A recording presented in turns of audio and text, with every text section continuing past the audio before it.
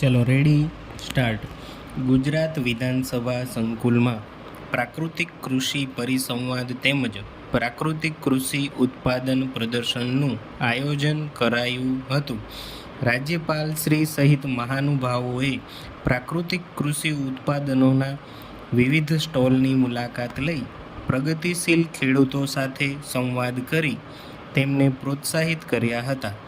આ પ્રસંગે રાજ્યપાલ શ્રી આચાર્ય દેવવ્રતે જણાવ્યું હતું કે પ્રાકૃતિક ખેતી જેવા ગંભીર વિષયને આજે વિધાનસભામાં સ્થાન મળ્યું છે તે આનંદની વાત છે. જૈવિક ખેતીમાં 1 એકર માટે 300 ક્વિન્ટલ છાણિયા ખાતરની જરૂર પડે છે. તેનાથી વિપરીત પ્રાકૃતિક ખેતી એ સૂક્ષ્મ જીવાણુ આધારિત ખેતી છે. દેશી ગાયના 1 ગ્રામ છાણમાં 300 કરોડથી વધુ જીવાણુઓ હોય છે અને ગૌમૂત્ર ખનિજોનો ભંડાર છે. જીવામૃત અને ઘન જીવામૃત દ્વારા જમીનમાં અળસિયા અને મિત્ર કીટકોની સંખ્યા વધે છે, જે કુદરતી રીતે જમીનને ફળદ્રુપ બનાવે છે.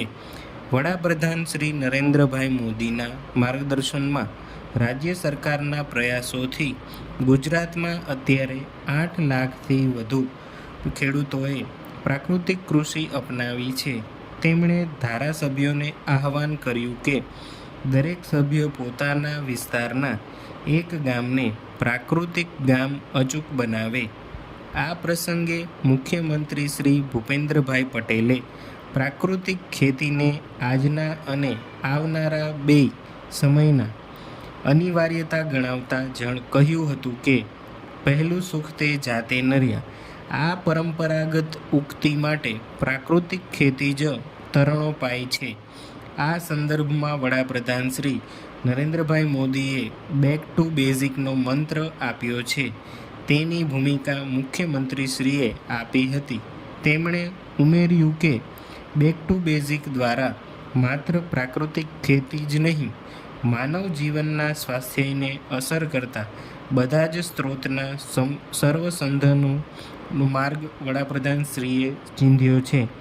પાણીની સમસ્યા નિવારવા, કેચ ધ રેઇન, ગ્લોબલ વોર્મિંગના પડકારોને પહોંચી વળવા તેમજ ગ્રીન કવર વધારવા માટે એક પેડ માં કે નામ અને સ્વસ્થતા માટે રસાયણ મુક્ત ખેતીના વડાપ્રધાનશ્રીએ આપેલા અભિયાનો વ્યાપકપણે અપનાવવા મુખ્યમંત્રીશ્રીએ આહવાન કર્યું હતું. તેમણે ગુજરાતમાં રાજ્યપાલ શ્રી આચાર્ય દેવવ્રતજીની પ્રેરણા અને સઘન માર્ગદર્શનથી પ્રાકૃતિક ખેતી જન આંદોલન બની છે તેનો હર્ષ વ્યક્ત કરી પ્રાકૃતિક ખેતીનો આ પરિસંવાદ વધુને વધુ ખેડૂતોને પ્રાકૃતિક ખેતી તરફ વાળવા પ્રેરિત કરશે તેવો વિશ્વાસ દર્શાવ્યો હતો.